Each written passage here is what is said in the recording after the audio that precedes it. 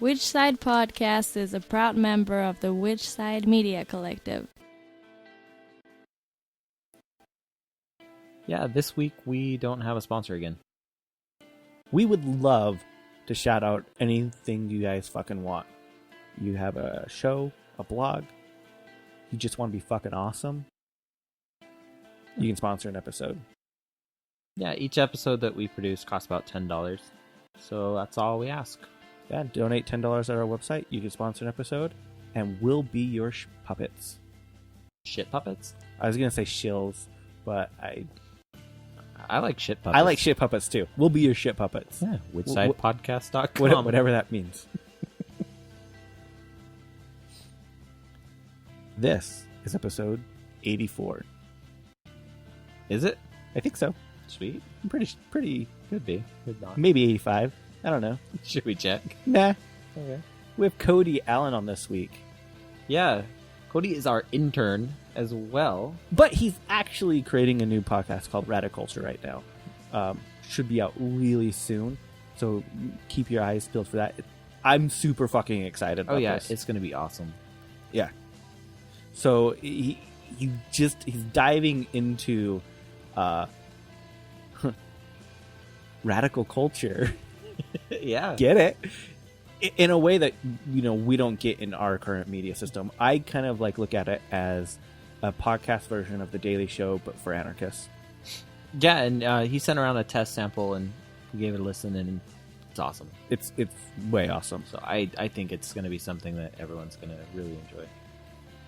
So keep your eyes open for that. What events do we have going on this week? I'm going to ask people to write political prisoners this week. What's the best place to get the political prisoner listening?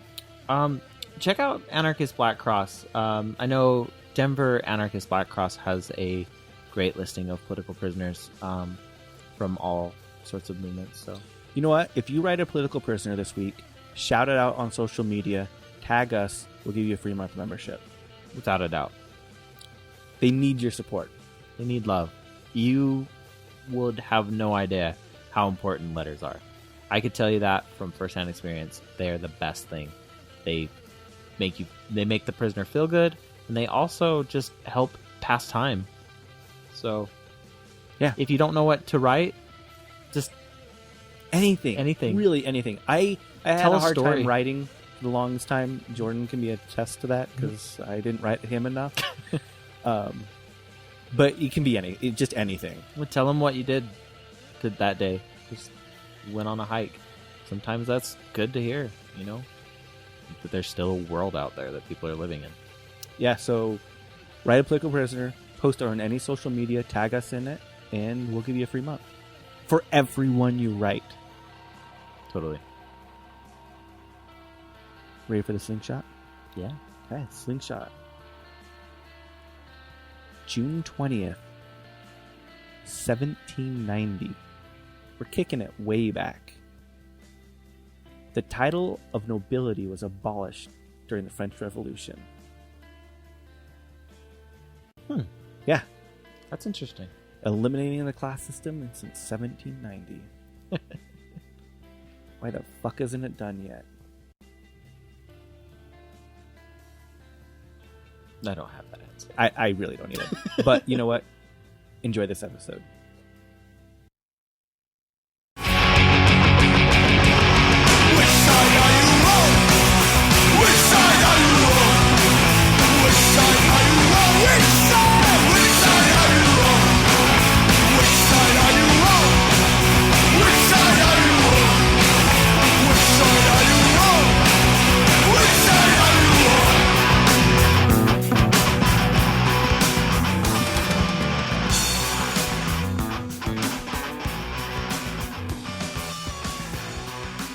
Hello. Hey, Hello. Cody. This is Jeremy. Hey, how's it going? Doing well. How about yourself? Great. Thanks for doing this last minute for us. Yeah, no problem. So, yeah, our last guest we had some technical issues with, and they couldn't get it resolved in time, so... Yeah, that's too bad. I'm going to be dealing with that soon, I suppose, too. I'm trying to figure out what I want to get together for guests. Ah, coming up. It's a pain in the fucking ass. And we have someone Yeah. doing it for us for the most part. Imagine. So- Right. So Right now, I'm trying to find someone to talk about the shit going down in Brazil right now with FIFA. Yeah, that would be sweet to hear. Yeah. Did you see the John Oliver piece on FIFA? I haven't seen that. It's the best piece that I've seen for someone who's not familiar with any of the politics behind it. And John Oliver from like The Daily Show. He has his own show on HBO now too. Yeah, but Right. okay. Isn't it on Showtime? Is it on HBO? I don't know. I don't have either one, so Yeah, neither do I. I don't know why I'm making that complaint if I have neither, but whatever. No, but it's like Is it good? It's on the like a Pirate Bay. 13 I don't know. It's a 13-minute clip, but it's really good because he basically equates FIFA to an organized religion in like every possible way. Like, because he's like, I fucking hate FIFA for all these reasons, and goes through them, and he's like, but I love them also.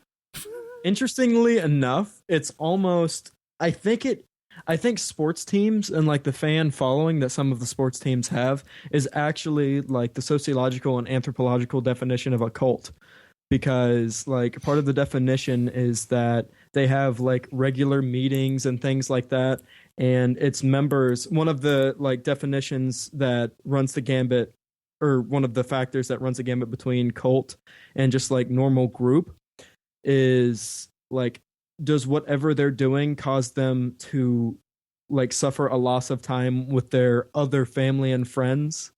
And do they like exclude people that are not a part of this like group that they're a part of? And I mean, that's kind of, if we think about like football, baseball, whatever, all these sports, that kind of happens during the seasons with the super fans. And wouldn't the only big difference between like a cult and a religion, isn't it really just the size? I've heard like a lot of different like judgments on that. I've heard that religions are kind of cults almost all of the time. Yeah, I'd say they're all one and the same, aren't they? Pretty, yeah. It's, I don't know. Some people like to use different language, but like cult didn't always have this negative. I'm not 100% sure on this, but I think cult only started to get like a horrible like name after all the shit in Guyana like years ago. Mm-hmm. and stuff like that happened. And I mean, there were all sorts of different like satanic cults or whatever that people were afraid of, but I think that it had a more kind of neutral like tonality to it. There was a new book just released a little bit ago that went into the satanic cults and pretty much said they were all a myth. Yeah, I've heard that. I haven't read anything on that, but I've heard that like the only Satanism that I actually know about is Levian Satanism. I've never heard of anything else personally. There's that, and then like the satirical black metal Satanism stuff that's out there. So yeah, That's the kind I like. yeah, me too. Levian Satanism is pretty good too. It's hilarious. Isn't that just like making fun of like humanism, basically? Levian Satanism? Yeah. As far as I know, I think it might actually be.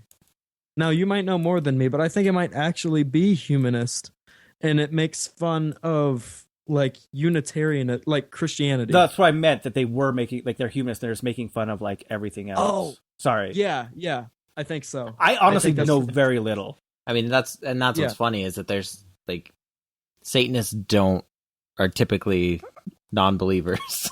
Yeah. And so whenever they get this like bad rap of like, I love their statue cat thing killings. they tried pushing. That thing was awesome. Yes. Was that in Utah? No, I forget. I wish. Damn. I looked up on my phone difference between cult and religion, and the first things that pop up: Mormonism, cult, or religion. Yes. So speaking of guys, Utah, oh my god, you'll fucking love this. About 3 weeks ago, I forgot to tell you about this. I was running down the road. I'm in Melbourne again, Eastern Florida, until I move up to North Carolina for my grad program. But I was running in Tampa, right around the USF area, and I got stopped by two Mormon missionaries. These two guys, Elder.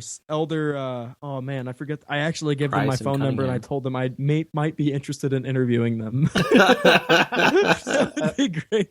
But anyway, they stopped me and they wouldn't leave me alone. I had my shirt off. I was running. I was like horribly sweaty, and they stopped me, and I was talking to them for a few minutes, and they were like, "Can we come say a prayer with you? Where do you live?" They were asking me where I lived and if they could come to my house, like apartment or whatever. The next step and say is a prayer with me.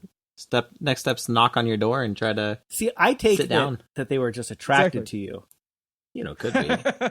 I should have said something like I actually told them about, because I grew up going to a lot of Mormon property and stuff growing up, and like I have Mormon family and everything. I didn't necessarily grow up in the Mormon church or anything like that, but I told them about that, and then I brought up xmormon.com or .org or whatever it is. And I told them about some of the crazy shit that goes down in the temple for marriages and things of that nature. And they were like, "Oh, well, we haven't heard of that. Where'd you hear about that?" "On xmormon.com. It's probably all propaganda." And I don't know. Yeah. Man. They haven't heard That's- about it yet because they're not married and haven't had to Yeah. go through those rituals. There, Yeah. you can't really talk to an ex-Mormon about to a Mormon about ex-Mormon things. It's really Right. weird. It's like very, even the thought of reading something that's anti-Mormon is like bad. Like you shouldn't Yeah. read it because it is not going to be healthy for you. And so Yeah. they shun that whole idea of even looking at something that could be considered anti-Mormon. Yeah, that's pretty much what they like. I recommended that they check it out. I mean, when I was talking to them, obviously I think it's bullshit. And then I brought up the whole like getting the gold glowing rocks and the tablets and shit like that, and putting them in a hat and reading them. And how are we supposed to trust some drug addict to tell us about what the fuck some old tablets say? But anyway, You were really confronting these kids. I was. They were probably about my. Their name was They like are they had his elder age. in front of their name. Yeah, no, they are his elders. Well, so they I could know. be 18 now. They ship them out as young as 18 now. Most likely. Why are they called elders? It's It's the level position, of priesthood they hold. Yeah, the position in the church. They have the Melchizedek priesthood as opposed to the Aaronic priesthood, which Right. Which is part of the elders' quorum. yeah. Oh God, what? Oh, and then they tried to blame. Oh, what are the two types of Mormonism? There's Fundamentalist. Like the There's FLDS, FLDS, which is fundamentalist. yeah. There's that, and then what's the other one? Just LDS. mainstream LDS, and then there's LDS, also FLDS. Yeah, there's pretty Yeah. much LDS, FLDS, and then there's offshoots. There's of offshoots like reforms and Yeah. Okay, yeah. community. They of brought Christ. up those two, and they kind of tried. I think they tried to play everything off that I mentioned. I also mentioned the bullshit beliefs about like black people and brown people, and how Native Americans don't exist and things like that. And they tried to pawn that off on the FLDS, I believe. And How- they said, "Oh no, that's not what we're about." How or long of a something like- conversation did you have with these kids? Dude, it was ridiculous. It was like I was in the middle of a run, and I was running to meet my girlfriend, and they stopped me, and I talked to them for fucking probably like 15 minutes. I ended up meeting up with my girlfriend. She ran way further than she wanted to because we were gonna meet in the middle, and it fucked everything up. I'm bad about getting lost in conversation. See, I don't even approach them in conversation because I feel I bad. walk the other direction because I know that I think will maybe I ruin should their do that. life. I just feel Yeah. bad for these lost little kids. That's how I look at them. Right? Yeah. And nothing I say is really going to convince these kids because they have this mindset. And if I say something, they just approach it from the same way I would have approached it when I was a believer. firm believer. Yeah. And it's just like, Yeah. whatever you say, I'm not even going to listen to because it can't be right. Even if Yeah. it makes sense, it can't be right. Mm-hmm. And And so, that's I never really. It's weird because even when I was a believer or whatever, I mean, not that I was really. I was never really a strong member of any church, but I identified as Christian for a long time. And I thought you were saying a believer like Justin Bieber. A believer. I was a believer. And what really threw me off was him pissing in the bucket at Waffle House. Ooh, What the fuck? You didn't hear about that shit? Didn't hear about that? No. Oh, dude. He's a mess. Oh, when was this? This was probably 2 years ago. Yeah. He was at a Waffle House and he walked to a mop bucket in like the corner near where I don't know, janitors. Do they even have janitors at Waffle House? Something like that. So yeah, he walked over to the janitor closet or whatever. He pissed in a bucket and flicked off some picture of something. Maybe it was actually Bill Clinton. I don't know, but he said, "Fuck you, Bill Clinton," and he pissed in a mop bucket and then left. Wait, that sounds like my hero. And then all of his entourage is just like cheering him on, like, yeah, fuck man, fuck Bill Clinton. It's like, what? You don't even know what you're saying. He's from Canada. He doesn't know. They don't know any better. They don't know better. Yeah, we got you off on a tangent, but yeah. Sorry. Anyway, right, I forgot. Believer. But yeah, when I was into that, I never really claimed to be a part of any church or anything like that. But I had always asked kind of questions that no one wanted to answer, as far as religion went, and that's kind of what got me into more. I mean, I think I was just born a skeptic, kind of everything, and I just kept asking questions, and they never got answered. So I went to other venues of exploring those thoughts, not including religion. So were your parents like active religion? Were they like taking you to a church weekly or monthly or just on special occasions? On special occasions, and like I played with a band for a while in a church, and so like there was a short like sermon or whatever before we played music and stuff, like probably 45 minutes, and then we would play music for a little bit and stuff like that. But I mean, aside from that, nothing too serious about scripture or anything. I mean, I read the Bible and with the Old Testament and the New Testament and everything. And how old were you when you read the Bible? Oh God, I remember like doing chunks and stuff like that. I did go to I went to like a summer Bible camp one time, a long time ago that I can't really remember, and I'm sure we read some of it then. Or rather, when I say read, I mean someone else read very specific, cherry-picked parts to me. But aside from like the first time that I actually read it, the New Testament, that is, like all the way, it took a long time, obviously, but probably like 14 or 15. That's pretty young. Yeah. Yeah. And that was after I started questioning everything, because I don't know. I got into I actually got into Nietzsche and philosophers like that before I read the Bible. So I'm like, what are they saying? What are they saying? Pretty fucking young to get into. Right? I was a weird kid, man. See, reading the Bible is what got me to start questioning. I read the Bible when I was 10. I only remember that very clearly because at the very beginning of 5th grade, we had to pick a book and read it cover to cover and then do a book report on it. But it had to be like so many pages. And I was that weird religious kid, like, I'll do the fucking Bible. Oh, God. And so I did it, but that's what made me be like, that's what's in the Bible? You did that and not the Book of Mormon? Well, the Book of Mormon, I don't think met the criteria. I think it was too short. How long is the Book of Mormon? I have no idea. I don't have one on me anymore. It's about maybe... I'd say like 3. 3. Yeah, I'd say 300. I'd say it's maybe like... It might be smaller. That'd be including like the Pearl Great Python. It's probably a quarter of the size of a Bible. Yeah, it's about the quarter of size. Oh, wow. Yeah. So. Okay. I mean, he couldn't plagiarize all of it. Oh, that reminds me. Like, if anyone, I don't know why anyone who would be listening would be a struggling Mormon or anything, but if anyone's even curious about like the history of Mormonism, like the CES letter is something I recently read. It's fantastic. It's a fantastic letter. Really good. Yeah. Reddit/r/ex Mormon's also a good outlet. Yeah. And there's a website too. Yeah, is that xmormon.org or? Yep, xmormon.org. So, how did you start falling away from religion? Like, how were your parents' reactions to that? They were actually, I mean, honestly, the best reaction that I could imagine. Like, they were really supportive of pretty much all of my explorations into anything philosophic and everything. Like, we didn't necessarily have deep conversations about it or anything like that, and we still don't.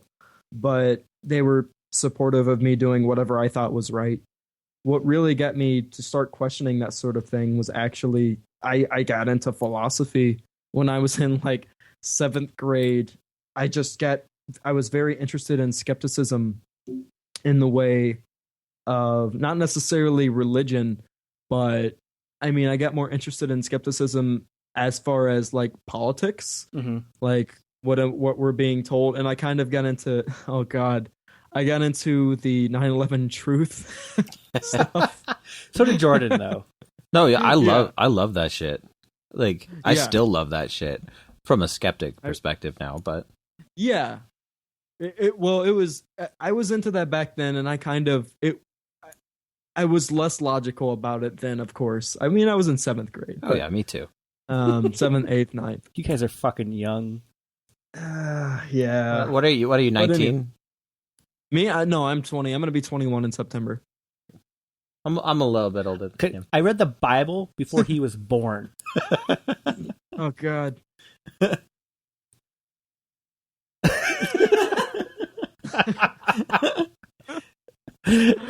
So, at what age did you read Ayn Rand? Oh God, damn it! Probably. Oh, I did. Honestly, I have never gotten through any Ayn Rand book, but I tried to read in 9th grade. I tried to read Atlas Shrugged. I couldn't because it's fucking terrible writing. Oh, it's ridiculous. It's horrible writing. And then I tried to read The Fountainhead, probably like 2 or 3 years later, because I just had to try again. Like, there was this upsurge. I actually got into anarcho-capitalism, like libertarianism, before I was into, syndicalism or any kind of actual anarchism. And I wanted to see what all the hype was about, because all of these ANCAP people, like, and I was into Peter Molyneux for a while too. I'm not familiar with that name. Wait, what? Damn it, that's a video game guy. What's his name? The guy who hosts Free Domain Radio? I'm not sure. I'm not familiar. Oh, you're not sure who I'm talking about? He's this very popular anarcho-capitalist. Stefan Molyneux is his name. That's probably why I don't know. I don't know any. I don't care about ANCAP. I kind of hear the word ANCAP and just go, fuck you. Yeah, I do not blame you, but that's kind of a cult too in its own right. I'm actually going to talk about that on my podcast, I think. Oh, but anyway, that. Yeah. Oh man, it'd be great. I don't know if I have the patience to interview him or not, or if I could even do it. We might be having an ANCAP on soon. Yeah, we are in talks with some ANCAP. I can't remember his name though. That'll be an interesting podcast for sure. That will be very interesting. Ugh. There will be there could be an interesting debate format that could be done for that sort of thing as well. I honestly don't think I would be a best debater. No, I don't think I'm smart enough on enough of the facts. I would be very interested in that sort of thing. I love debating and things like that. I don't think that necessarily a debate is the best way to go about getting proper information, because charisma has a lot to do with who kind of wins a debate, not necessarily correct information and stuff like that. But I don't know. I think it's fun. I do too. That's why I get called an asshole a lot. Yeah.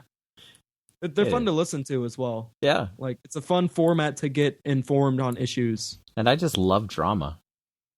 Yeah, I do too. Just love it. Speaking of, I'm sorry, I just interrupted you. No, I was just going to say it would be great to have a debate kind of like the Bill Nye creation debate, but with anarchism. Oh, get a syndicalist and an ANCAP?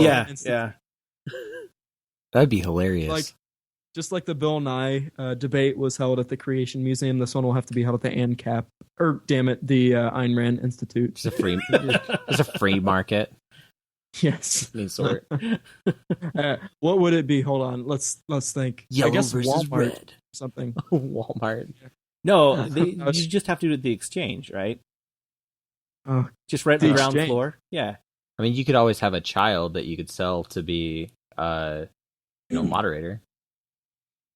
Yes, absolutely. Sweet. You know that person's probably gonna like listen to this one and be like, well, Nope. you know. How many times have way. we said fuck end caps? I don't know. I'm really surprised like that they agreed to it. They've obviously not looked at the website even. It's predominantly red and black. Oh, that's great. I actually, No bit of but yellow. that's why I got into. I tried to start reading Ayn Rand Mm-hmm. because I actually was into that sort of thing, and then right after I tried to read and failed to read any Ayn Rand stuff, I got into Michel Foucault, who's another like ethical, like rather ethics philosopher, and I was much more interested and engaged with his stuff. So that kind of threw me way more left as far as economics and things like that go. Also, Ayn Rand's an asshole. So Yeah.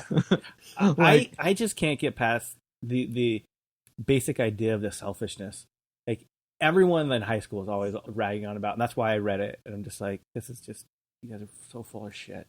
yeah, it's completely full of shit. I mean, there are very old books and like in the way she's not even a real philosopher. She's kind No. of just this pop philosopher that came about. I mean, I hate to use like hierarchic language like this, but as an academic and intellectual structure, that kind of thing was far out of favor for a long time. And I mean, even empirically, with people like Kropotkin talking about mutual aid, like this idea of like selfishness being an ethical philosophy is bullshit. And it's kind of not even used in the animal kingdom. It just hit the right set of rich white guys that made themselves feel better. Yes. Publishing companies. Yeah. I mean, she had like a mini cult following. Mhm. Like not a cult, Absolutely. like it was a total cult following. How did a movie get made? Yeah, like what Yeah. the fuck? Yeah, How? that shocked me. The plot is terrible. Oh, I don't even know. I have not seen the movie. I would be interested to see how the hell they cobbled together movie like dialogue from any of that, because I'd like to hear some of it spoken out loud because it's fucking terrible. I never even downloaded it because I Maybe didn't like The want Room. them to know that people were watching it even illegally. Yes. Uh, Oh man. I don't have an interest, to be honest. The only way I would watch something like The Fountainhead, or I guess that you couldn't really put that in movie. Well, I didn't think you could put Atlas Shrugged in movie form. But the only way that I would watch like Atlas Shrugged is if they did it like, have you seen The Room with Tommy Wiseau? No. Oh, you have. It's like a huge internet thing. It's like a horrible movie with these people who can't act at all, and the writing is terrible, and it's you just have to check it out. But anyway, it would just be a hilarious disaster, and it probably was a disaster, but not a hilarious disaster. It's probably just a boring disaster. So where do you fall now with when it comes to philosophy or philosophers? As far as ethics go, Yeah. I kind of like utilitarian. I don't know. It's I don't believe in. I find it hard to stomach an objective reality. So I mean, as far as that sort of thing goes, I kind of like Nietzsche, but I'm not quite as like, I don't think that Nietzsche was a defeatist in like moralism or ethics or anything like that, but he's more nihilistic than I think I would be. I kind of like, go ahead. I was just saying, I can't get through him because of it. Like it's too much for me. Right. He is pretty nihilistic in a lot of his rhetoric, and that gets a lot of people. And I'm not quite that nihilistic, but I like his views on kind of reality. And I mean, the idea that there's no such thing as objective reality appeals to me, because I think that everything is kind of parsed through our senses. Like everyone has these different senses. Who really knows what is actually happening, because we have so many different factors playing into everything that we believe about the natural world. But like aside from that, that doesn't mean I don't think that there are rules that we can all agree on to kind of live together in harmony, as far as things like Kropotkin's mutual aid and stuff like that goes. Like I appreciate that a lot, and I think that is kind of my moral philosophy. It's not really but then again, because that's kind of sounds culturally relativistic, because in different cultures you have different rules about how people agree to live on and what rules they establish to live harmoniously, and that might include like things like female genital mutilation and other horrible shit. So I mean, I'm not really giving you an answer because I don't have one, but I'm thinking that out for myself. I kind of like the idea of everyone should have a say in what to do with their own body and like how they go about their lives without affecting other people. Well, I mean, that's kind of why I think like the communal aspect of anarchism is the best possible approach. Instead of like individual anarchism. Instead of individual anarchism, because if you're a person, I mean, given the circumstance, like you get into weird issues, like if you live in a said community and then your child is born in that community, you also then you're forcing that child, because they can't make decisions on which their own. You get into that issue. But like issues like even sick shit like female genital mutilation. I don't think that a person in that society isn't going to, or that community isn't going to want that to happen. So a person that would want that to happen is probably going to be shunned out of that community.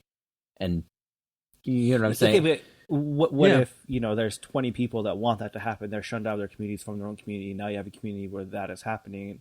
Well, they start to reproduce. But the people inside the people inside that community, the females in particular, they're, I would hope, not going to want that to happen, so they would leave that community, and those people would all just be kind of dipshits on the side.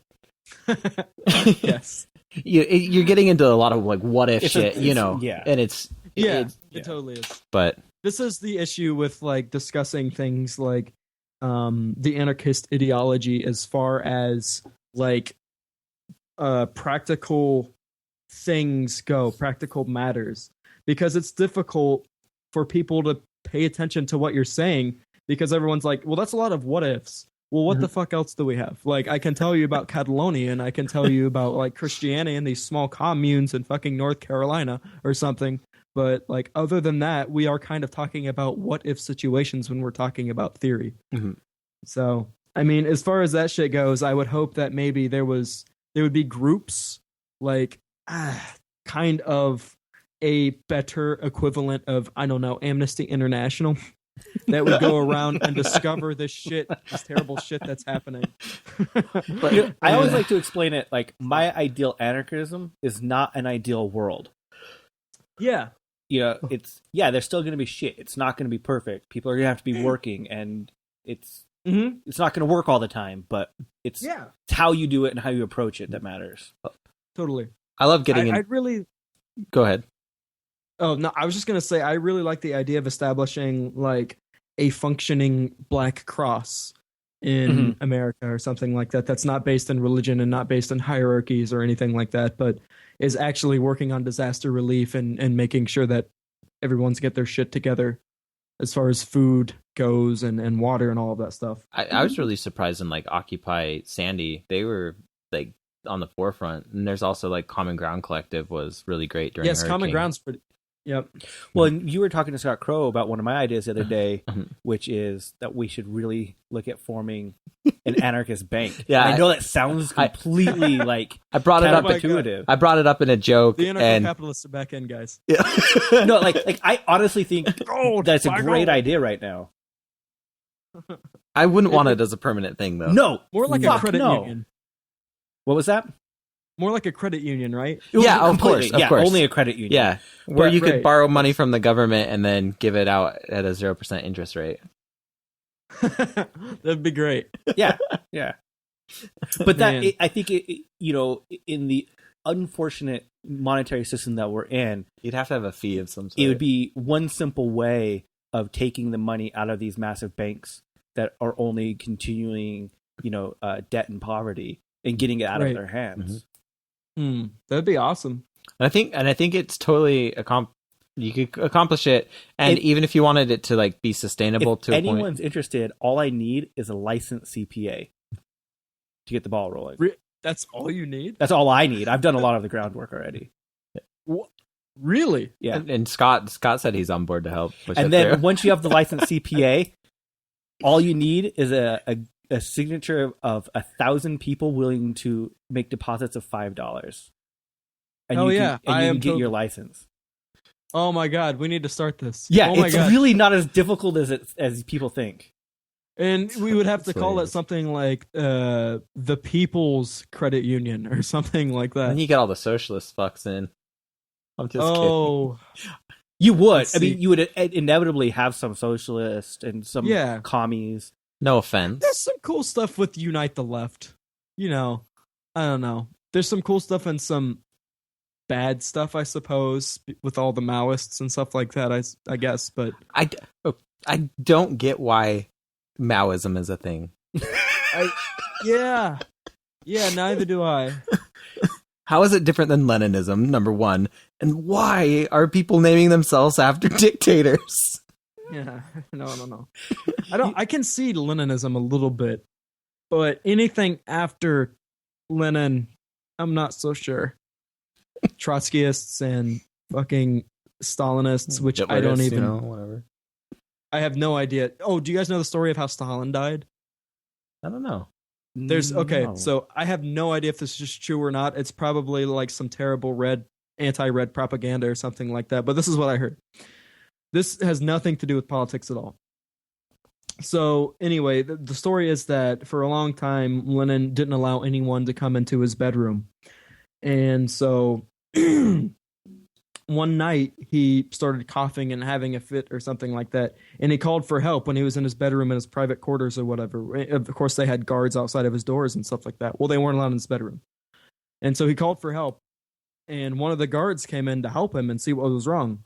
Nothing was wrong, so he had him killed. And it was a joke. It was a joke to him. So the story goes, the way that he died is that one night something happened and he was choking, I don't know, in his quarters. And so he called for help. And the guards outside of his door were like, fuck that, I'm not going to get killed. So he just ended up dying. I know he died of a heart attack. Yeah. I guess that was it, the heart attack. So maybe they were just calling for help from the heart attack and they're just like, fuck no. That's what he gets. No, man. Last dudes get killed that tried to help him. That's funny. I've never heard that story. Neither have I. Wait, did I just say neither have I? I just. No, I meant to say like I've never heard it confirmed or anything like that. It kind of sounds like the story of Hitler being a vegetarian. Oh yeah, which has been debunked 1.5 million times, but still people say it. You know what gets me? Like, I've heard a lot of people that I know when usually someone else tells them about me being vegan because I don't go around yelling I'm vegan or anything like that. It's always someone discovers it because of what I'm eating, or someone has to say, oh, he's vegan. It's really hard to figure out where to go to restaurants and stuff because he's vegan. And but anyway, like always I get someone in a group that says like, oh yeah, my girlfriend's vegan at heart, or like vegetarian at heart or something like that. I'm like, what the fuck does that mean? Yeah. And I was talking to someone the other day who said, oh yeah, my girlfriend's vegetarian. And then like in the same conversation, he talked about getting like grass-fed beef or something like that, and his girlfriend liked it. I'm like, wait, what? Didn't you say that she was vegan or something like that? Yeah. He's like, oh yeah, but she's a moral vegan. And I'm like, wait, you have to explain this now. And he said that as long as the meat is like produced morally or something like that, she's fine with. I mean, I guess it's better than nothing, but it's not really. It's not. No, I'm going to stop you. I wouldn't even have furthered conversation after that. Like when somebody comes up to me and they're like, "Oh yeah, I used to be vegetarian," I usually tone them out at that point. Like anything they say after that, I'm like, "Oh shit, what did you say, sir?" I've toned you out at this point. My wife always tells me never trust an ex-vegan. Yeah. I want to like touch on. We were going on like anarchist philosophy, communities, right? Right now, Am I right? am I right? Great segue. Best segue. You know how These guys. as of right now, like we export a lot. We import way more than we export. Export import, like Yeah. I'm seeing as a world. Okay. And so, bananas. That's a word. We don't export shit. We have some satellites. True.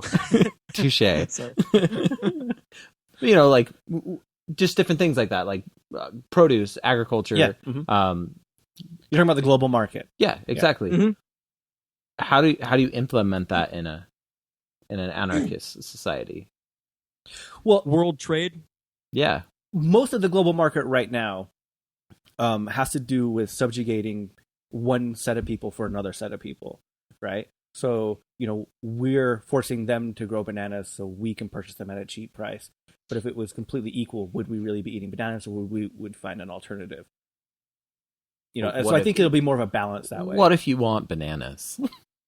I still think there would be trade. There would still be trade. Right. They would still be there. It would just, Mhm. I don't think it would be to the level there is, because you wouldn't be able to subjugate them to that level that makes it worthwhile. Yeah. I think that trade with like food and stuff like that, and maybe clothing would ramp way down. Mm-hmm. But as far as like high technology and shit like that went, because you can only find rare earth minerals in certain parts of the world, and I think that the best implementation of anarchism has to do with the unionization of all workers and kind of industrialization based on solidarity and unionism. So you're syndicalist. It Yeah, sounds like some anarchical exactly. syndicalism Right there with you, right brother. Yeah. Exactly. So as far as that goes, I think that like industrial production will still exist for that sort of thing, and trade will exist on that level in order to keep, trade up everywhere else. Everyone should be on a relatively equal technological playing field. Mm-hmm. And so that sort of stuff will get around, I think. But as far as food goes, I think that like these things, like these local markets and things of that nature will be much more popular, except in like places like, I don't know, Alaska, where you can't really get the fruit and maybe some of the vegetables that you can get in other places. But I mean, in California, you can grow pretty much anything. In Florida, you can grow a lot of stuff. So like regional, like southeast trade for food, southwest trade for food, I think would be more popular than the world trade. Like we won't have bananas from fucking Guatemala and stuff like that. Did I just say fucking Guatemala? I don't know where that came from. You know, My family, I think that they would choose to make crops that are more sustainable for their own self-benefit, because like a banana tree right now only produces one crop of bananas. Like it's not very sustainable for a local, local community to only grow bananas anymore. So everyone would be eating local. How do you separate the hipsters? Oh, kill them. Kill them. Gulags. They would just, there would be ones wearing the shirt that said, "I ate local before I had to." Yes. No, they would start then eating international. They would probably find some way. They would get only the shipped in the walnuts from Chile or something like that. I don't know. This vanilla was grown in Madagascar. That just makes you kind of the terrible person.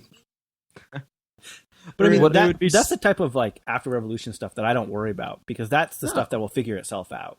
Yeah, I agree. Right. Mm. What about incentives? What do you mean? What about incentives? Like, Retirement. 401ks. Yeah.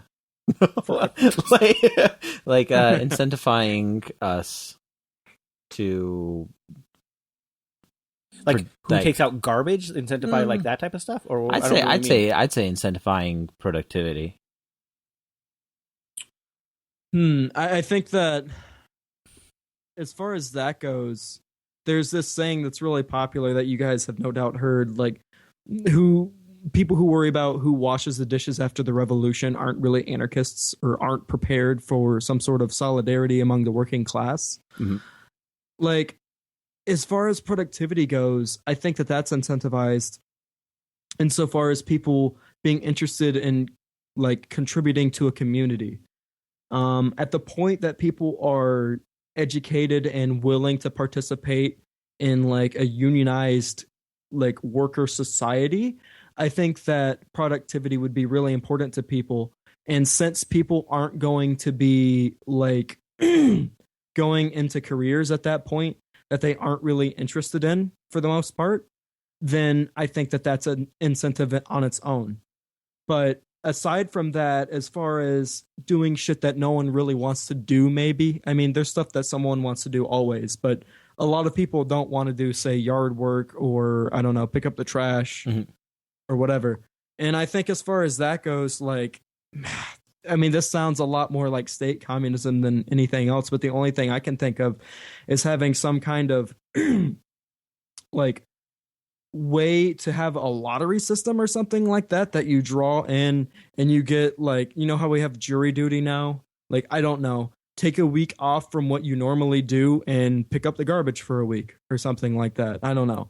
But then there's the problem of skilled labor that a lot of people don't necessarily want to do, like plumbing or something like that.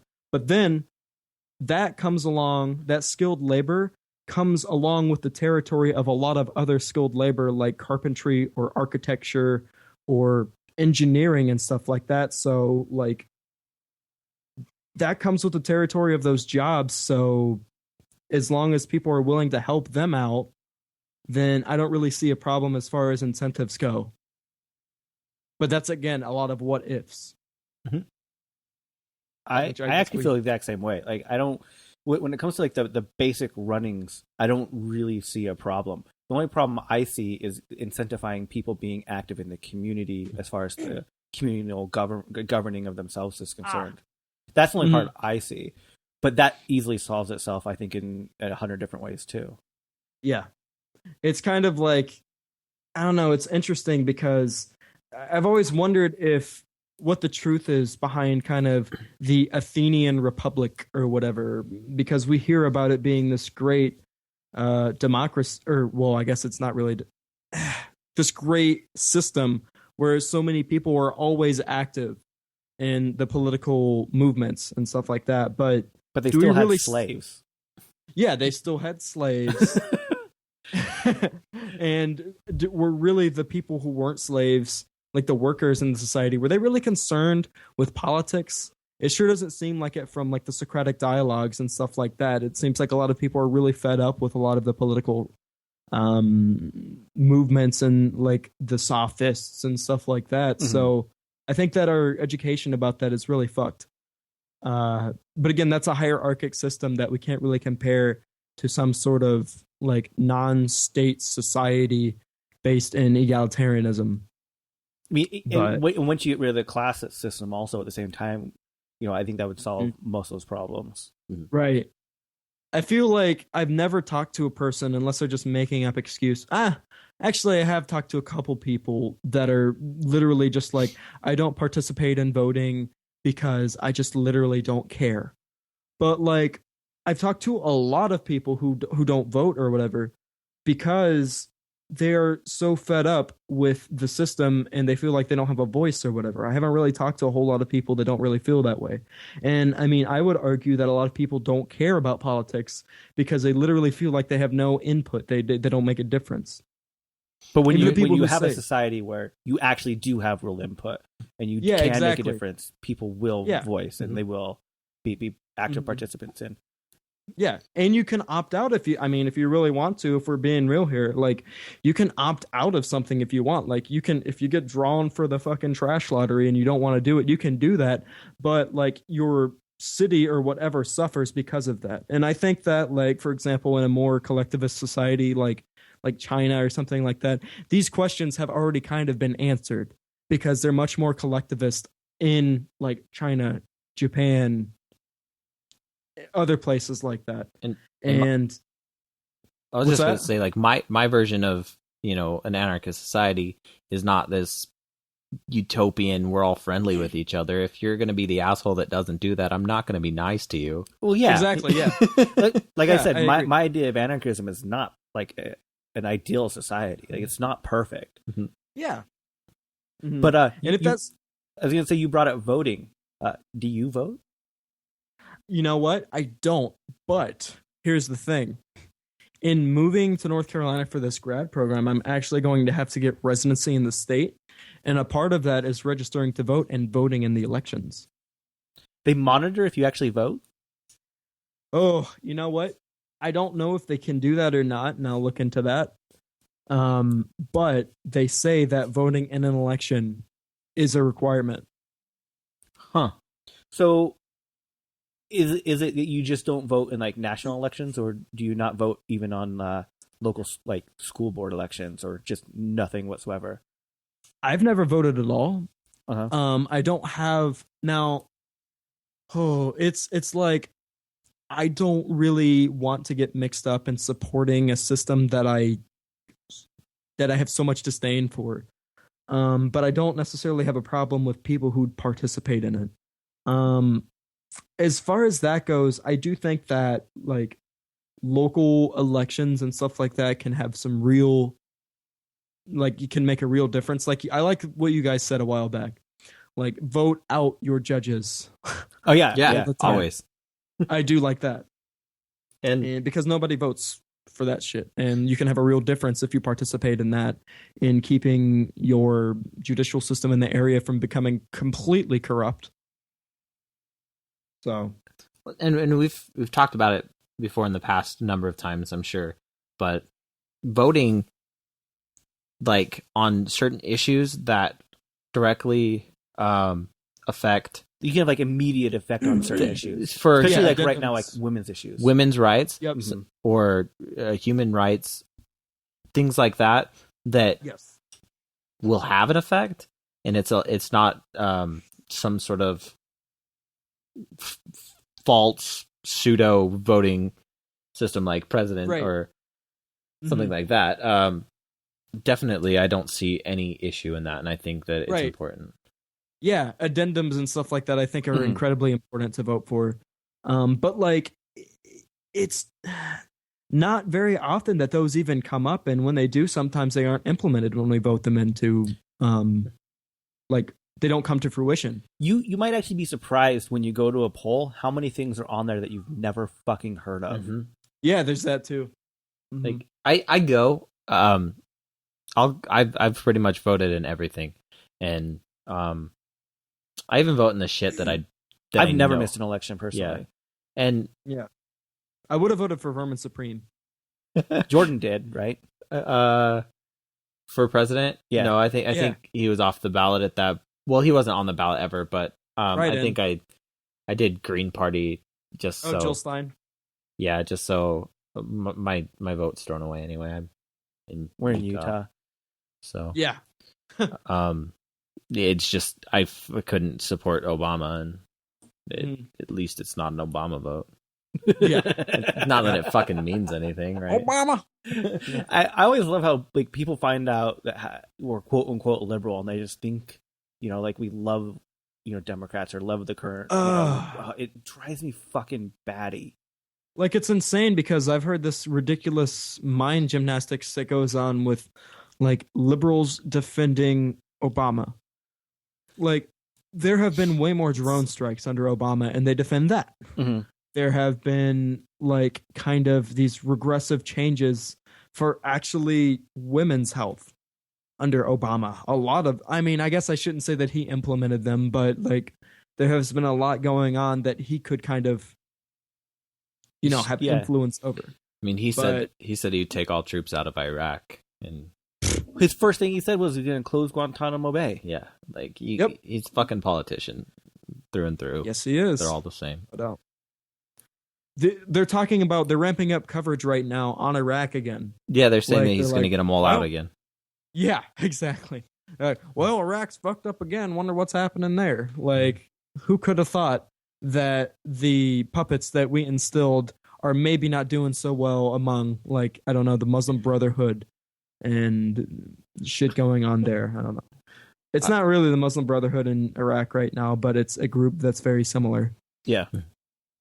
I'm just loving what like liberals are saying right now. It's like they couldn't fault the Affordable Health Care Act, so now they have to fall back on Iraq, and I'm like, well, I fucking fault the affordable healthcare. It was bullshit.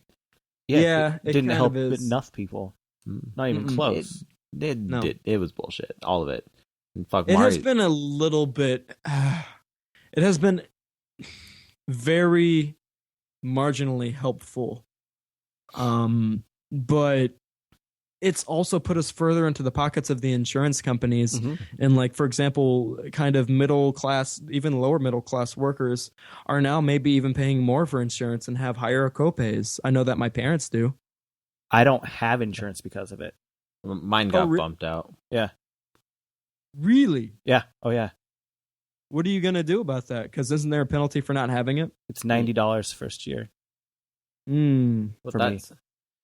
And see, our issue, like, Mari tried she's been trying for about 5 months to fucking get I can't remember what they call it. It's some very socialist sounding, like the marketplace is what. In the marketplace, yeah. Yeah, the marketplace. Oh, yeah, because I tried helping her with it. Yeah, I remember. They just keep saying, oh, we'll call you back.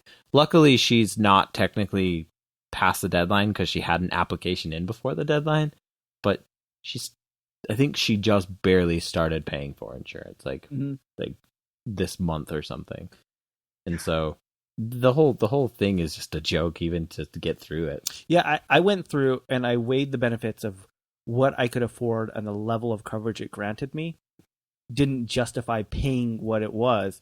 I would much rather save that money and pay out of pocket if anything happened. God. Yeah. That's how bad it is. Yeah, it's really fucking bad. That's absurd. I'm right in that pocket where I make too much to really get help, but not enough to really be able to afford it. We're in minimum, so we're fine. Still shitty coverages and shitty plans. I have to, because I'm in school, I have to have insurance. You are required to have insurance if you are in school in both states. And I'll be clear, I'm in the camp that I'm fine paying extra for insurance to help other people who can't afford it. Like, right. I'm okay with that. Mm-hmm. But I just, honestly, I can't afford it right now. Yeah. Stuff. I mean, the whole thing is kind of bullshit. I mean, I just wish, like, realistically, there was no way for him to just put his boot down. And I'm not saying that this is what he wanted, because I don't think it is. But let's say he wanted universal health care. Like, there would have been so much of a shitstorm from all of the lobbyists and stuff like that if he probably would have actually been impeached if that happened somehow, or Tim Nugent would have killed him. But I'm on the firm belief that someone should start a campaign to shame people who profit off other people's health. It is the most, most barbaric. How can you hate people more than to profit off whether people live or die or what kind of care they get? It's like the worst form of fucking human being. Yep, I agree. There should be like a total shame campaign towards that to help, switch public opinion. Infect the elementary schools with.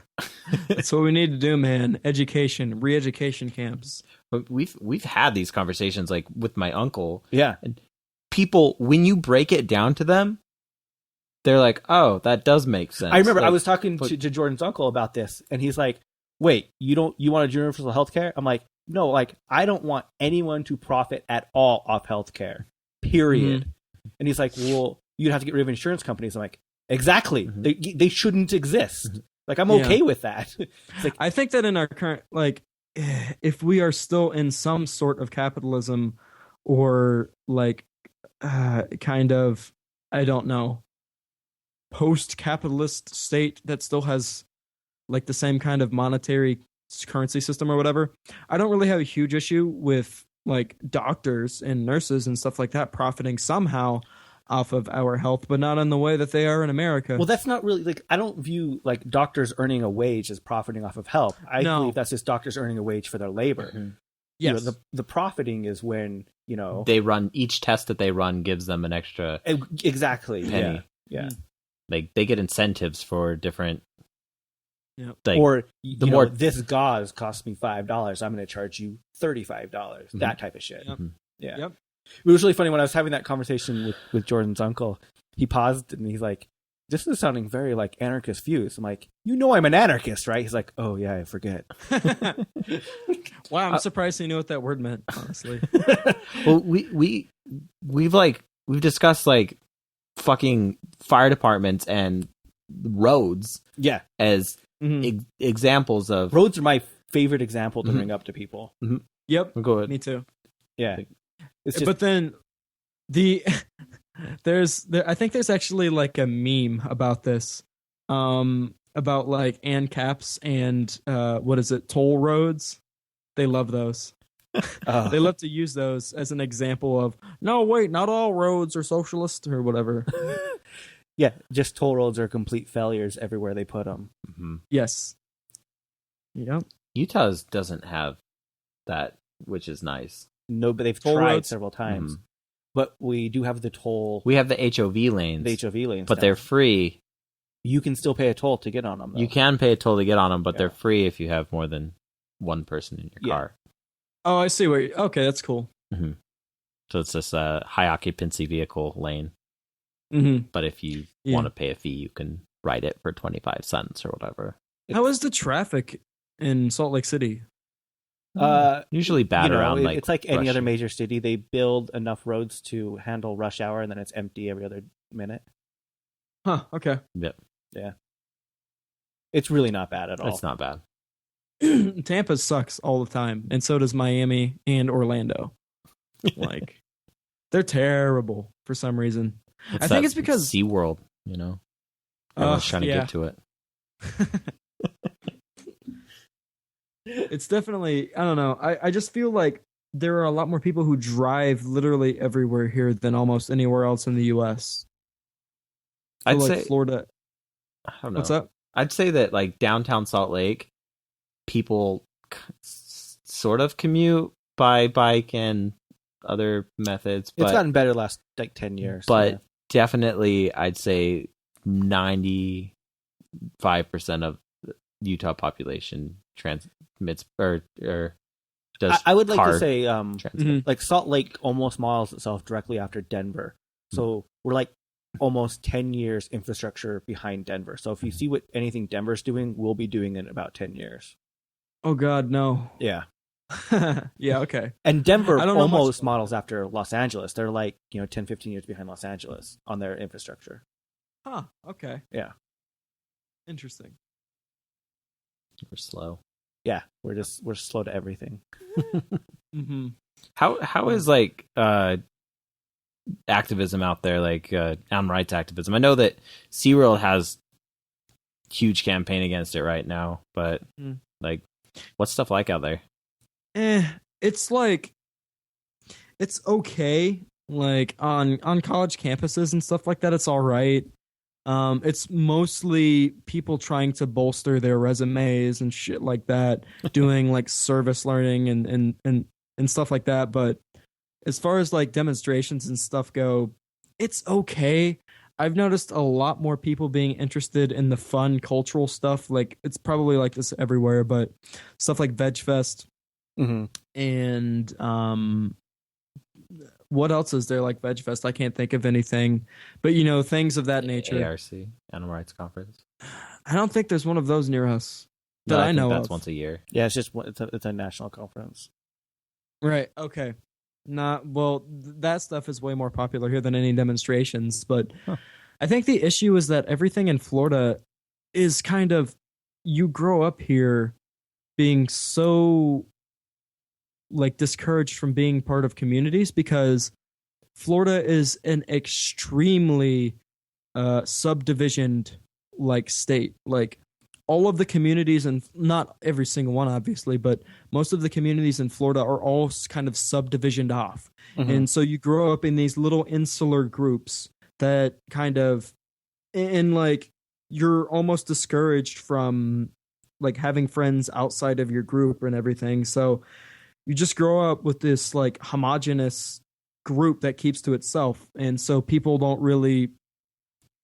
they aren't educated on how to unite for issues and stuff like that in Florida for the most part, unless it's about weed.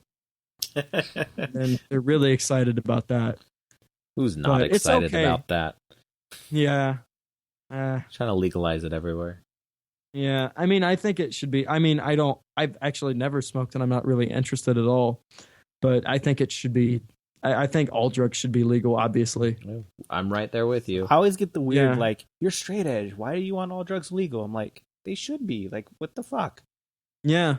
I mean, there's that, and then it lowers it almost definitely lowers crime. Yeah. Oh, yeah. Mhm. Yeah. Yeah. Completely. I mean, in every sense of the word, almost, because literally crime will be lowered because a new thing that imprisons a shitload of people is now legal. yeah. But aside from that, there won't be these monopolies of these fucking drug cartels all over the place.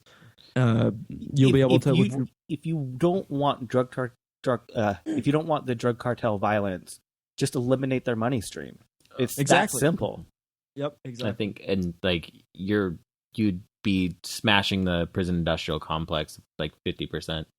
Oh, more. Yeah, More. yeah, Yep. and I mean, I think it's a joke that I'd say like 80% of drug convictions are marijuana related. I've always that. heard it was higher, but I don't know. It could for be sure. higher, yeah. Yeah. But I mean, fuck, even a step in the right direction with like legalizing marijuana is Mhm. gonna tremendously cut down drug crimes. And then, I mean, complete legalization of all drugs is just gonna smash like the industrial complex that much. Yep, it's helped a lot in like areas like Portugal. Yeah. Actually, they haven't like completely legalized everything, but I actually kind of like what they're doing. Like, I think they completely legalized like weed, but they kept heroin, crack, cocaine, even. I think like they're decriminalized, so you will not go to prison or anything like that That you're fined or if something. you're caught. I don't even think you're fined. I think what they do, well, I mean, this maybe is a type of fine, but you have to go to some sort of, what the hell is it called? What do they call rehab? Rehab. Yeah. Like you have to go to a rehab or something if you're caught 3 times, or they have like, I don't know, some sort of 3 strikes Register, law yeah. or something. Yeah, See, exactly. That's not. I've always viewed like drug and drug use as a healthcare issue, Mhm. not as a law issue. Like if you Yeah, really me cared too. about it, you should view it from that aspect. Yep. I agree. Well, But they would have to pay insurance premiums in order to get that care, right? Can't provide that to people. well, we've been going off on tangents, and we haven't even talked about Radiculture yet. We have not. So what the fuck is this going to be? I don't know yet. I'm just kidding. It's mainly, oh god, I'm going to make all of these promises, and then I'm going to end up going off on all of these tangents that we've gone off on today. But Mhm. like that's kind of what I do. Politician. What I'm going to try to do is keep myself focused through segments and shit like that. But what I want it to be about is kind of primarily cultural stuff. So I'm interested in talking about movies, music, television, and even like news media and things like that, and how they kind of have a sociological effect on culture and what sort of statements certain, like, I don't know, producers, authors, like video game devs even are making when they're producing this shit. So, and how that kind of relates to our little corner of the political spectrum. The radical side, I guess. So what movie do you always like to go to show the radical side of things? It's so difficult. Like, I mean, I think one of the most popular ones is probably V for Vendetta. Mhm. I think that's, I mean, Guy Fawkes is not necessarily the best guy to turn to as far as like radical movements go. Yeah, he was a religious fanatic. Yeah, he was a religious fanatic and like kind of an extremely violent guy, which isn't necessarily always the worst thing in the world. But I kind of also like, there's this Indian film that's not really super high fidelity, but it's called The Legend of Bhagat Singh. It's amazing. I've It's never seen that incredible, actually. Bhagat Yeah. Singh is like a like, you either like Gandhi or you like Bhagat Singh. Yes. Yeah. Yep. Gandhi, as far as I'm concerned, got Bhagat Singh killed, but that's a whole nother discussion. I But, agree. Yeah. No, the Soka guys, they're actually planning a huge, like, they've been doing lots of research and talking to the Singh family. Mm-hmm. Yeah. Oh, wow, really? Yeah. They're in India. Yeah, they are in India. That's awesome. Yeah. Man, that'd be really cool. Yeah, But- but I love that you brought him up because not many people know about Bhagat Yeah, Singh. I'm unaware. Yeah, he's an anarchist. So Yeah, he totally is. Bhagat Awesome. Singh is kind of, whereas, so now I don't know everything about Bhagat Singh or anything, but I do know that he was kind of the counterweight to Gandhi. Gandhi was kind of this reformist dude who was working with the British government Mhm. in order to kind of mediate things between them, almost in Britain's favor. And he was kind of a defeatist. A lot of Indians view him as kind of a defeatist in that way, and kind of a conspirator of Britain to have a kind of new Republic of India or whatever, very influenced by the hands of Britain. Whereas Bhagat Singh was like this anarcho-socialist guy who was revolutionary and wanted complete freedom for India. He was part of the Indian independence movement. and the India Youth Movement. Yeah, Which I'm familiar with that stuff. yeah. I have to look into that. So what was that movie called? The legend. The I have Legend- it. I'll see Oh, it. awesome. Oh, well, I downloaded it. It's on YouTube. You can watch it on YouTube completely. Mhm. Yeah. It's really good, actually. He has a really short essay that he wrote when he was in jail called "Why I'm an Atheist." It's really, Oh, shit, really really?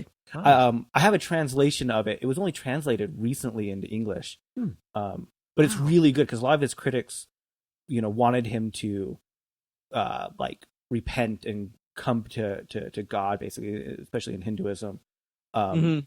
And he's just like, no, like, this is why I'm an atheist. This is why your class system is wrong. It's really Mhm. short. It's really good. I'll forward it to you. It's really great. Yeah. Yeah. And the movie is very worthwhile too. It's not necessarily in a documentary format or anything. It's actually kind of a movie format. Mm-hmm. Oh, And it's the same guy who did Slumdog Millionaire. Okay. oh my God, is it really? Yeah. Mm-hmm. Holy shit, I didn't even know that. That's awesome. But that's a really good movie. And then there are all sorts of documentaries and stuff that I would recommend as well. But one of my favorite documentaries is actually I think it's called Coconut Revolution. Yeah, you were talking about it. I want to see that one. It's really good. Let me make sure I'm getting it right. I don't know what the name of the damn country is now. It's a small island. I can't remember. Yeah.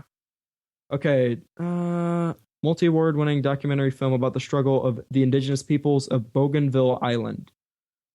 So it's this really cool movie about, there are all these crazy, like, just people with this bullshit indigenous medicine on Bougainville Island.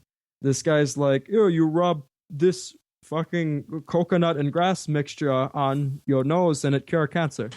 And crazy shit like that, but intermixed with all of this interesting charismatic stuff like that, that's just so weird and kind of a spectacle for like a Western audience to see.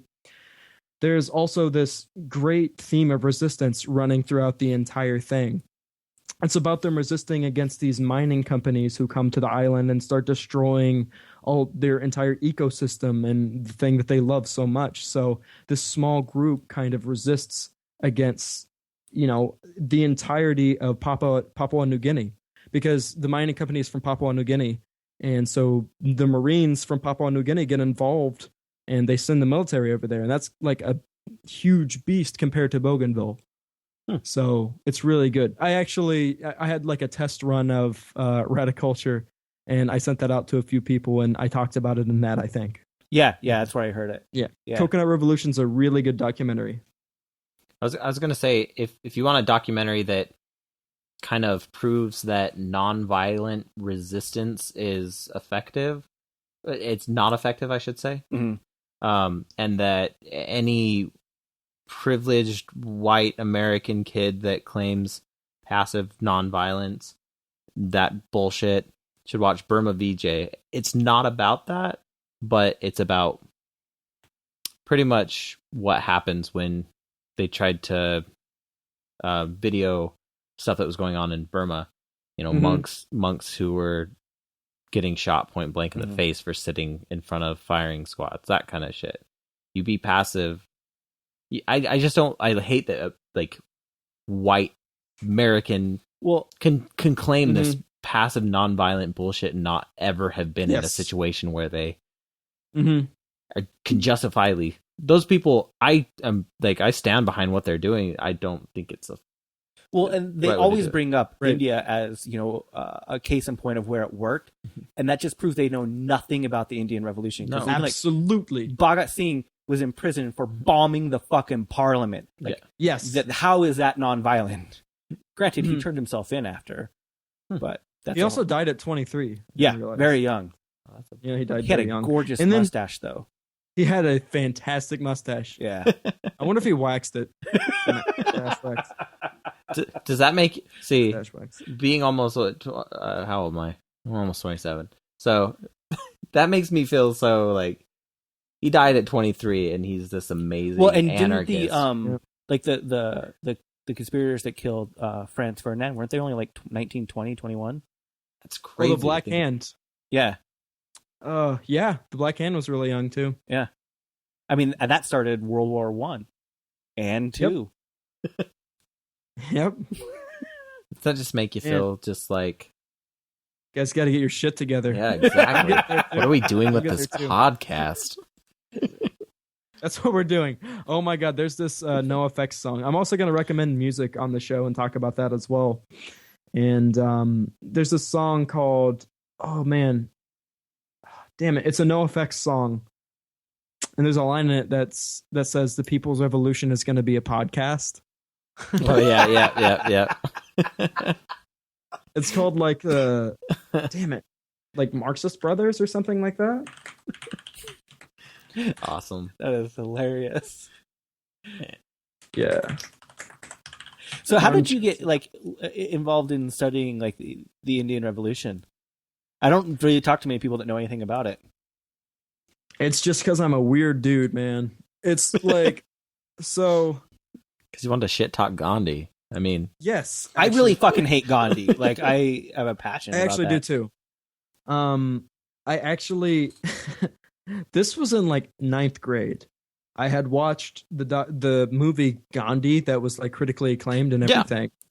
Yeah. And at that point, I was interested in passive resistance and stuff like that. And I'm like, okay, does this really work, or like is an insurrection necessary to make any real change or something like that? Because I had found out about the Zapatistas and other insurrectionary groups like that.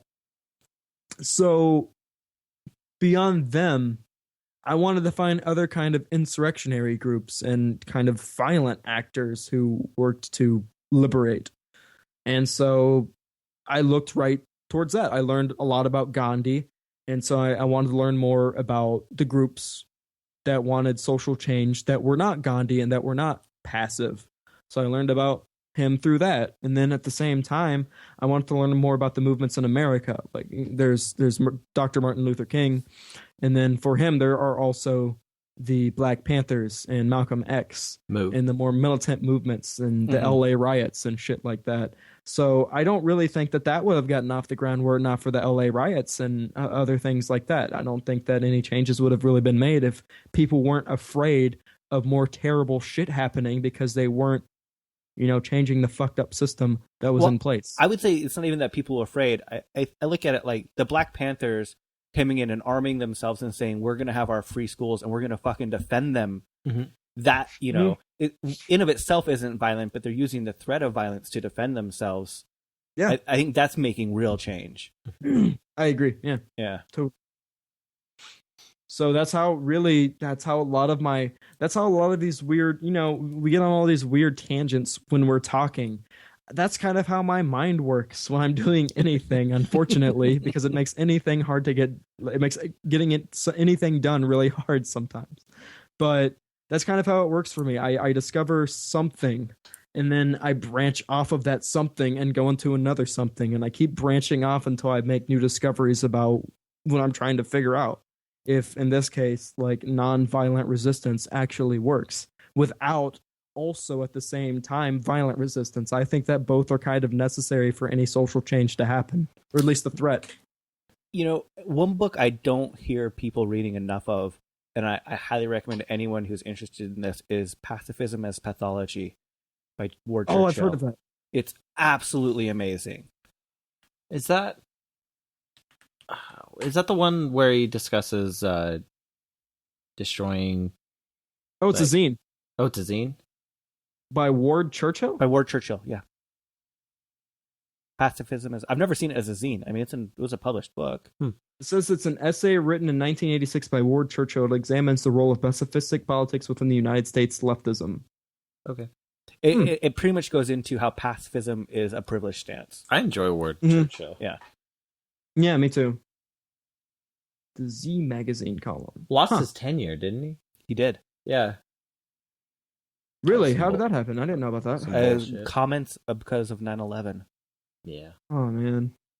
That kind of happened to... there's some weird political shit going down when David Graeber was still at... Yale. He's in what universities? He's in London now, right? Yeah, he's in London now. Yeah. But So- I didn't know anything happened with Yale. What happened with him in Yale? Now he didn't lose tenure or anything like that. In fact, I think he was just an associate. I don't think he ever had tenure at Yale. Mhm. But he said that the politics made it very difficult for him to get any work again at Yale, and he couldn't get enough classes, or he couldn't publish within his department and shit like that. He said they just made it very difficult for him because he had some serious disagreements with the rest of the economics and anthropology department. I was gonna say, was he in the anthropology department or the? Yeah, he was in the anthropology department, but he also, I think he taught an economic anthropology class and stuff like that. Okay, well that And, would make sense based on that. Yeah. Yeah, I think he had a cross section of I don't know if he taught graduate level courses or not. That'd be one guy I would love to take a class from. Yeah, me too. I would just He's like really, to audit something. Yeah. Yeah, Have you read The Democracy Project? I have not. I haven't either. I keep wanting to get it, but I have such a fucking backlog. I haven't even read Debt. Oh, that is really good. You have it. I have it. I just haven't gone through dude, it. he I started rips it. Adam Smith a new asshole. No, he tears Adam Smith apart. I'm halfway through my second time. Yeah. Yeah. I really need to. I know, I started on it. Just never. I keep it on my phone, and that's what I read when I don't have anything else to do. Okay. Yeah.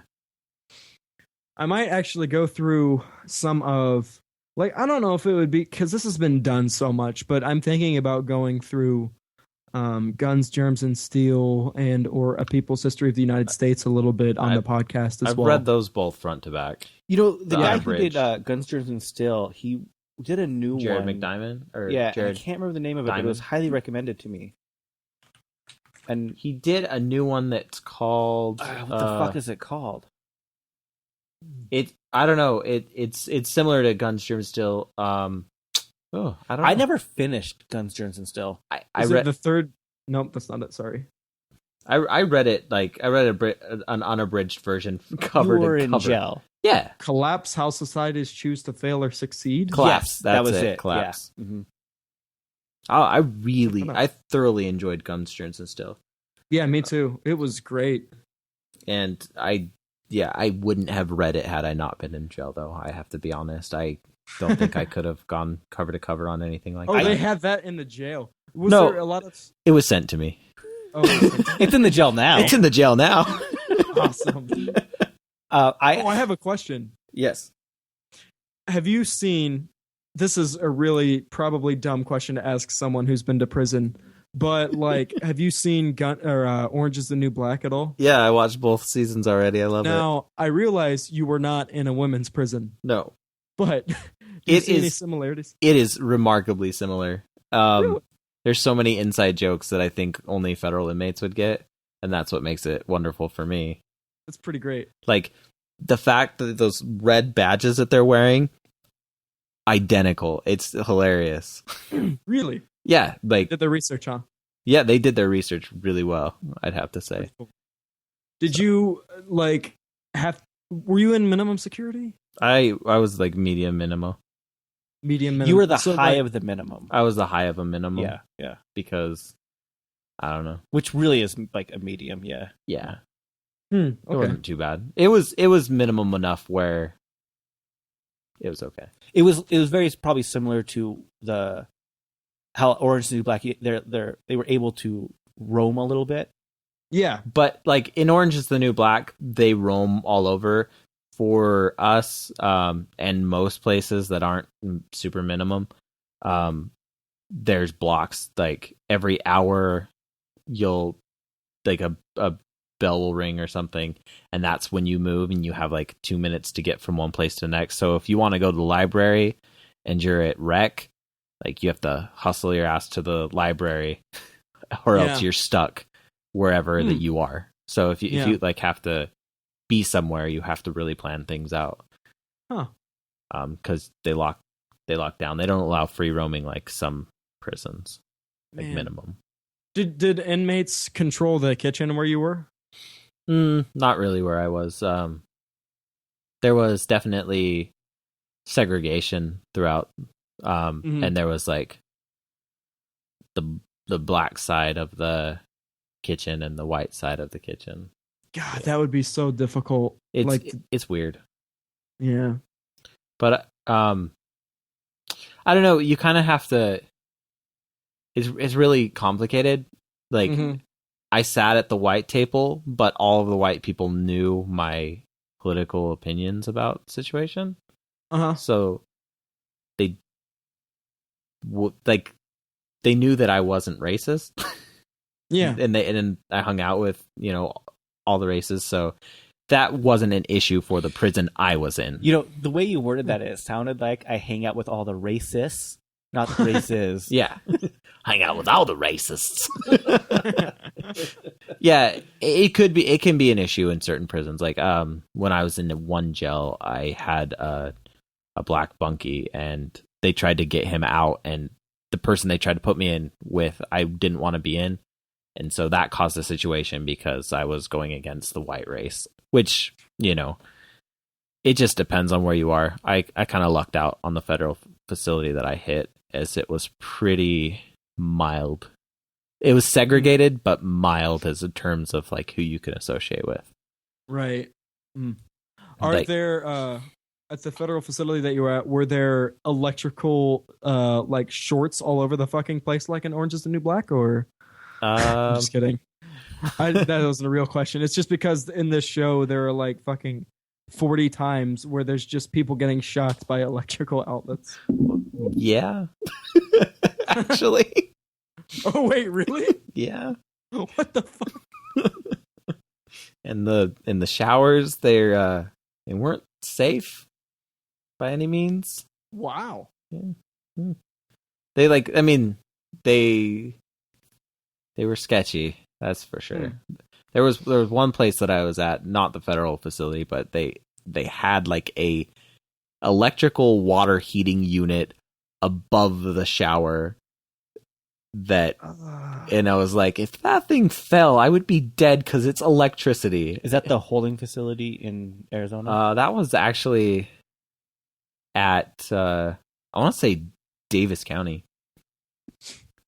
Which is in Utah. I can't remember. It might have been. Maybe I'm giving something away, but this isn't that big of a deal. But like the beginning of the second season, how they're transporting her through the airplanes and everything? Yeah. Yes. That is very common. They actually call that diesel therapy. Yeah. I went through that shit. Yeah. What the fuck? That's totally real. They do that on purpose. They'll take people to the wrong locations on purpose, and they won't let them know what's going on, and it forces them to like not sleep, not have food, not have comfort for days on days. Sometimes, like for someone like me, what it caused was, I got a lot of correspondence, in like just letters of support. It caused me not to get correspondence. It also made it so I wasn't able to eat very well because having a vegan diet, I had to live off a commissary for the most part. I couldn't order commissary by being transferred so often. They had to send letters, right? Like to get your money transferred. Well, yeah, and the fact that commissary works really weird. You have to order it like a week. A week in advance, and then a week later you get your food. So if I ordered a week in advance, they might move me during that week. I'm out that money, which they then refund, but it's stuck kind of in limbo, and then I don't ever get the commissary, and I haven't eaten that period because, I mean, just besides like veggies that I could pick off of a tray. Mm-hmm. So, like, when they did that to him, a couple of us flipped our shit. Like we were waking people up in the middle of the night. We woke a warden up. We could just because we're like, no, we're gonna fucking find out where he is. We're gonna get an answer. And then they threatened him even more. It scared the CCA I was at. It's a private prison, and they didn't know what to do. They thought I was a security risk. They thought people were gonna like drop in and rescue me. Yeah, it was awesome. Because I woke up there. I made them wake up the chaplain, and then he got the warden, and they're like, "Who the fuck is this person?" And then they're telling me that I have to call off my people, and I'm like, I haven't. You can check phone records. I haven't called anyone. I don't have the ability to call anybody because you guys are fucking me over. God, that's bullshit. How have I called anyone? So Like they just do that to random inmates? Like sometimes they'll do it to random. Sometimes they'll do it like if you upset a guard or if you're causing commotion or yeah. For me, it was definitely a lesson. That seems like really? Yeah, it was a lesson from the very time that I was picked up, and then I don't know if being in the county jail in hindsight, I think some of our reactions of trying to look out for him actually made that travel worse for him because we were calling the marshals and the marshals are like, no, we can't tell you what's going on. And we're like, the fuck you can't. Like, we're going to keep calling until you do. And that's when they card like, well, you can't completely block our phone lines. We're like, the fuck, we will. Like, we will keep calling and we will block your phone lines. We will. And so I think it, in hindsight, kind of made it worse a little bit. I wouldn't. Yeah, I would. I'd still say I would say go off of what the prisoner recommends. Yeah, totally. Yeah. Because I didn't mind. I did ask for them to stop once I got to the CCA because that's when it got the worst. But before that, no, I was full on board.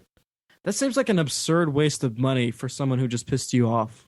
Like, it doesn't really cost them anything extra because they're transferring people all the time anyway. So you're just an extra body. Yeah, and you're right. It's all kind of weird, but you're right. God, it's what it is. Yeah, scary shit, man. Yeah. Dude, can you believe we've been going for almost an hour and a half? That's crazy. Yeah. So we should probably tell people how can they check your shit out and follow you. Right. So I'm working on getting together a website and everything right now. So I'm trying to figure out what exactly I'm going to do with that. I'm still getting everything together. So right now, all I have is a Facebook page and a YouTube page. So, I mean, I have an email address too if you're interested in interviews or whatever for whatever reason.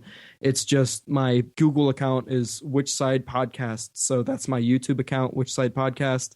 And that's also my Gmail, Which Side Podcast at gmail.com. And then in addition... Radiculture? Did I just say Which Side? Yep. I totally that's fucked it us. up. Anyway, it's Radiculture. From the Which Side Media Collective. Anyway, it's Radiculture Podcast at gmail.com, and Radiculture is my YouTube page. And then Radiculture Podcast, rather. And then my Facebook is also Radiculture. I don't know what the URL is for my Facebook, but if you just look up Radiculture, it should show up because the name is fucking ridiculous, and you won't be able to find it anywhere else. Sweet. So that is where it's at, and I guess the best place for information will be the Facebook page and the Which Side Facebook page and website as well for right now. So I'm figuring out what to do with the website and all that. And I was in the process of composing an email to help you with your RSS. Awesome. So, look forward for that. All right. Sounds good. You want to close us out this week? Me close you guys out? Yeah. You know what to say? I am not sure how to close it out, but I can come up with something if necessary. Three words should do it. Fuck, shit, damn. That's sweet. Thank you. Have a good one. All right, see you guys. Hey, Bye. bye. This week you heard Signal Hill. This New Year's absence. right now you're listening to, Digital Rust. Chocolate Sauce. and as always, El Comandantes. which side are you on? I remembered that name. Yeah. So, again, iTunes. Rate and review us. Easiest way to support the podcast. If you can't, do it, donate money. Just rate and review us. Yeah. Let us know if you rate and review us, and we'll hook you up. We'll do something. Maybe. Well, we can't. It's illegal for us to say, or not illegal. It's improper for us to say, give us a 5-star review and we'll give you something. No, be fair Totally. by giving us a 5-star review that we deserve. That we deserve. Also, check out us on all of our social media. We post things all the time there. We like to post news articles and stuff that we don't discuss on the podcast. Yeah. Giveaways, all sorts of shit. So check us out on our social media, whichsidepodcast.com. Click the social tab, and it has a list of everything. It's all there. Just wanted to give a shout out to our sister collective, the Authority Smashing Hour. Check them out at authoritysmashers.wordpress.com. Do you want to shout out Amazon? I was just wondering the same We thing. haven't done that in a while. We really haven't, because I kind of fucking hate Amazon. But at the same time, if you're going to use it, well, you might as well give us a kickback and take a little bit of money from them. Yeah. So, if you go to whichsidepodcast.com, click on the Amazon link, anything you buy, we get a kickback from, which takes money away from Amazon. And it gives us a little bit. Which actually really fucking helps. It does. Yeah. So yeah, if you're going to do that, do it. But seriously, don't make me feel like an ass. Only do it if you were already planning on buying something from Amazon. Which we all have to do sometimes. I know you do it. I mean, we don't have to do it, but I mean, really, where else are you going to buy cheap HDMI cables? From China. You're a dick. Yep. In the back of my mind, I'm like, I just got some stuff for my Raspberry Pi that I'm getting. I'm so excited. I didn't buy it through our affiliate link because I can't. Oh yeah, they won't let you. Yeah. Should have let me do it. Yeah. Fuck shit damn, man. Fuck shit down. Which Side is produced by the Which Side Media Collective.